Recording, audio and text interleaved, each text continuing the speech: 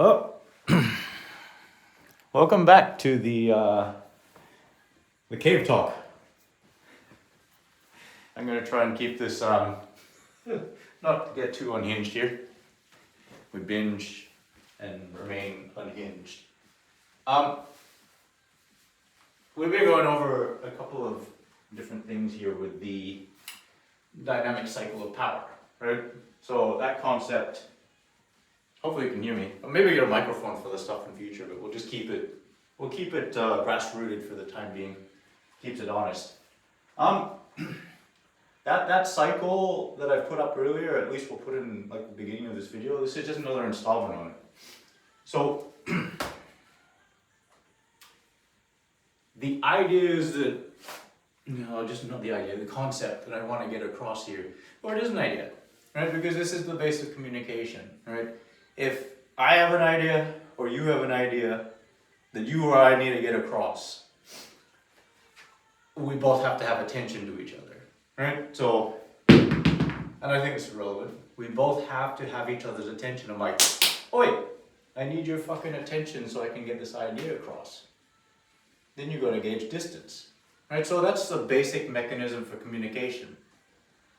You cannot get an idea across if there's no attention or limited attention. And then if you don't gauge the distance, and that can be literal or metaphoric, right? Like in the distance of someone, like understanding how to communicate that, you're not going to get the idea across and it's going to get lost, right? So we have to be able to have an attention neck, right? So this is not just for other people, this is for an idea that's coming in, or a concept, and having the attention to yourself, and then gauging the distance as to how far it is that it has to reach within yourself, right? And the distance, maybe a boundary or a container or some sort of construct that either you adopted or was put on you at some point. So I don't want to get too deep with this at the moment, because this is a concept of understanding this cycle of power. So hopefully I've got your attention. Hopefully you've got your own attention. Hopefully we can gauge the distance as to how deep this goes for some people. For the enlightened, this is old talk. This is going to be like, why am I wasting my time listening to you? This is the same shit that I've learned over the last couple of years. But anyways, cycle of power. It's finding stability, just as a quick reminder, finding stability, and then adding a stretch potential onto something once I've got the stability. And then it's like that stretch potential now has a power mechanism, yeah? So, and then you land back in stability. So that in a nutshell happens again and again and again and again in cycles, right? And it's meant to. Let me just calm myself down here for a second, because I get very excited when I talk about this shit. So there's your cycle. This is now going to be where I go into another lens for you guys. That cycle can be practiced at any given time, not just in a weight room.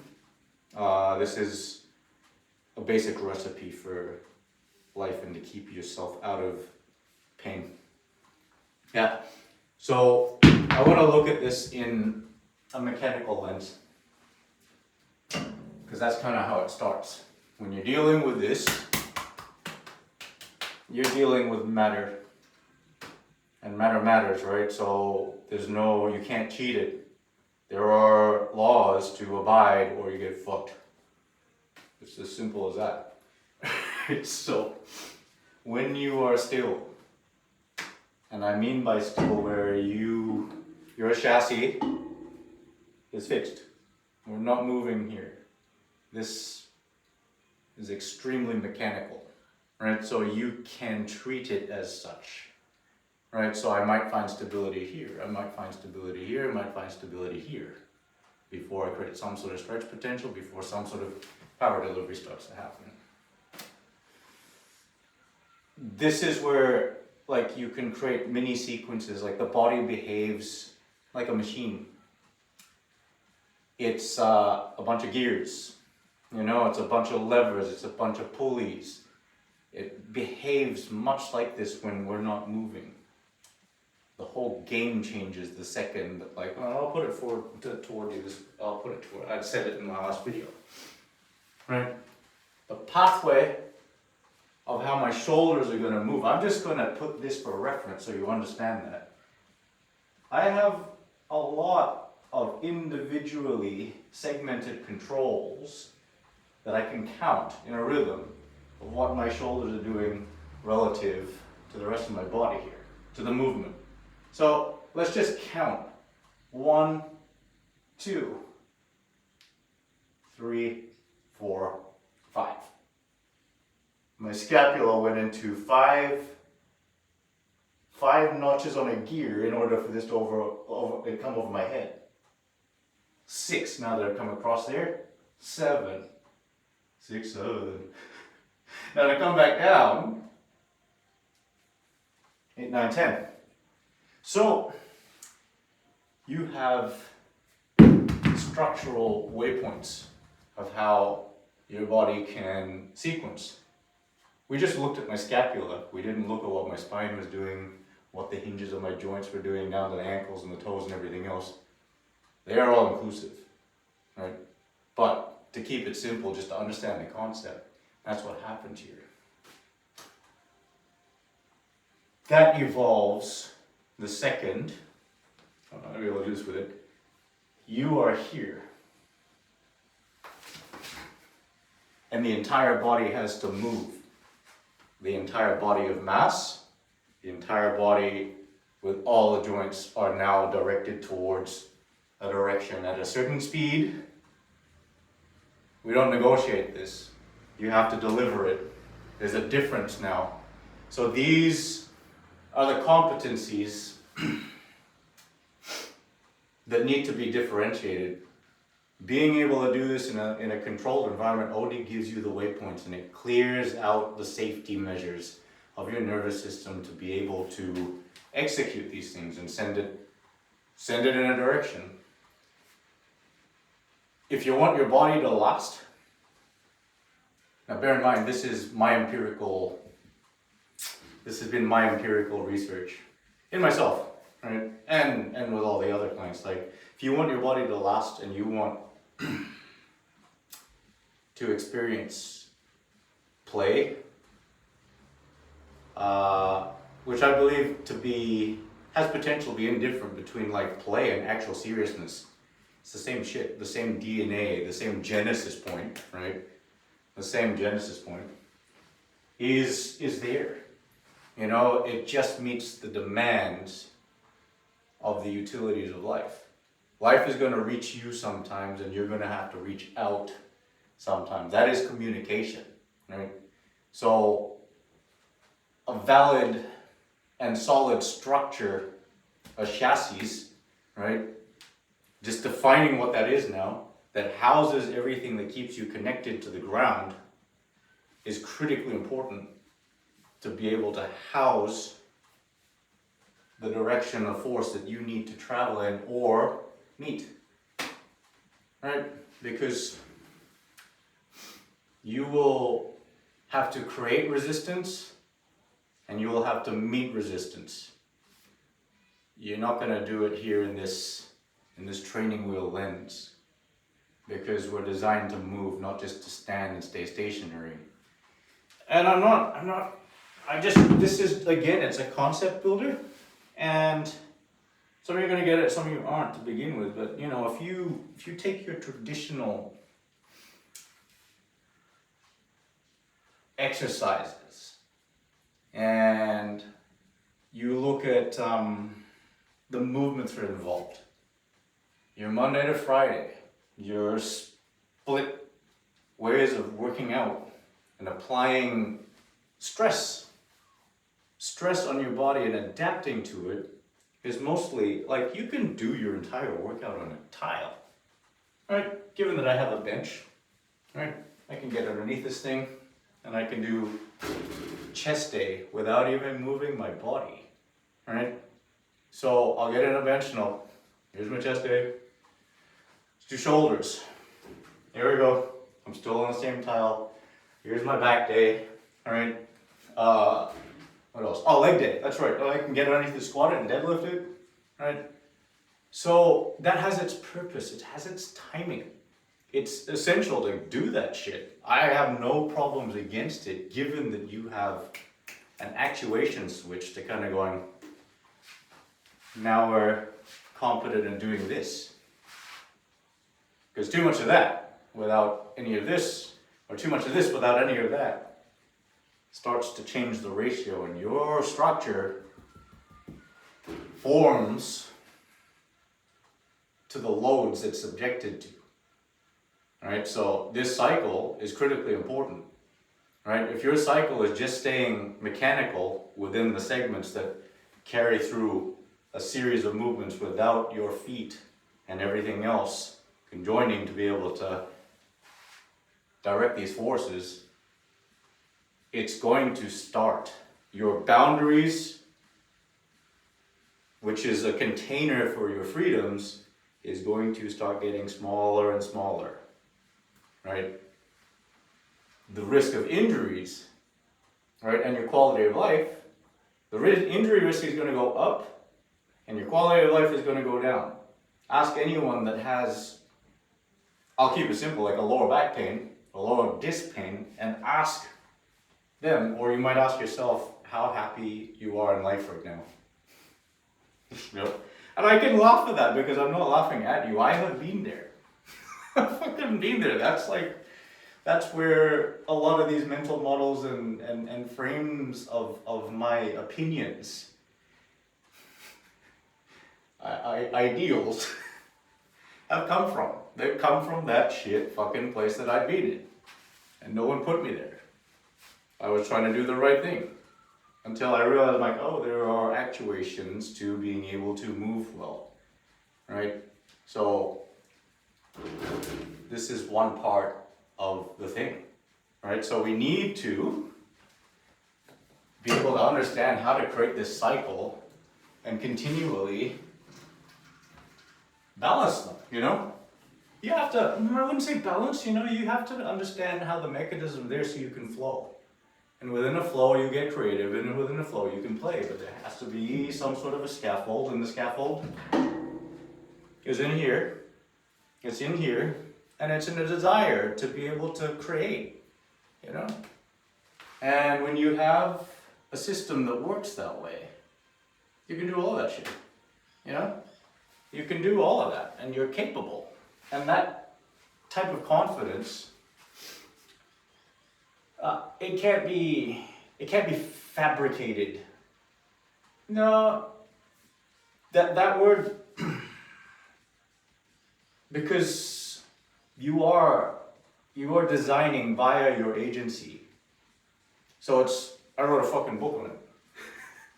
So designing it via your agency is super important because you kind of got to know, at least in a vision, of what is it that you want this body to do, right? What is it trying to serve?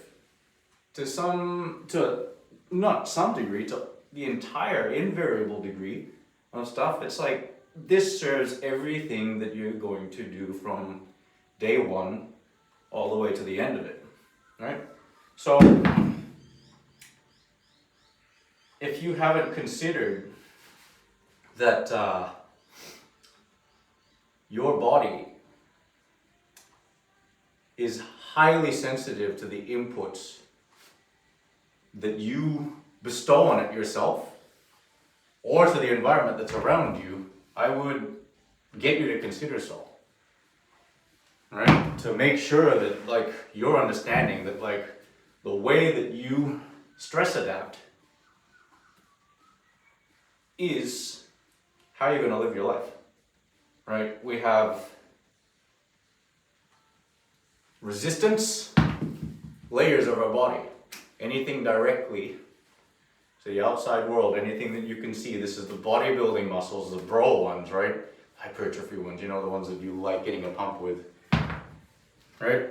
They meet the world. They come into contact with the world. These are the immediate ones. So they're like your superficial superstructure, as I call it. Go on Substack and read my shit. It'll all make sense to you, right? The superficial stuff, your fascia, your skin, dermal layers, and your superficial muscles, and then you have like your substructure, which is all the stuff internally which you can't see, your organs and all the good shit that lives in and around and surrounding of your spine. And then you have intermediate layers. But don't take my word for it. This is just my language. This is how I break it down, so it's not such a big spurg out.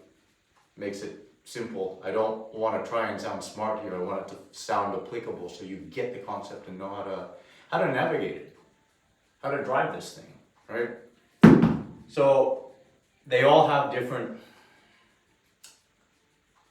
ways of communicating with each other. You need a strong enough substructure, which is all the stuff you see on the surface, for the inner structure to yield and be able to move within the structure. If you're not strong enough to meet the resistance demands, which is everything outside, your resilience layers, the ones of the internally, resilience, right? I say that because you need organs to be resilient, to not just to forces. That's a whole other topic, right? In order for you to thrive, you need to have resistance and resilience work together and be able to share the scale of life, right? But these are things that only come with a clear understanding of what that independence means to you. I know what it means to me, and I'm not going to tell you what that means to me personally, but you've got to figure that out yourself. So, by design, the simplest way is to understand how that cycle works, whether or not you can attain stability. Because if you're not competently attaining stability, the body will find some way of doing so on its own automatically. And then you find some sort of flexibility, which is a potential, right? That has to lead to something that creates a power reflex and back into stability.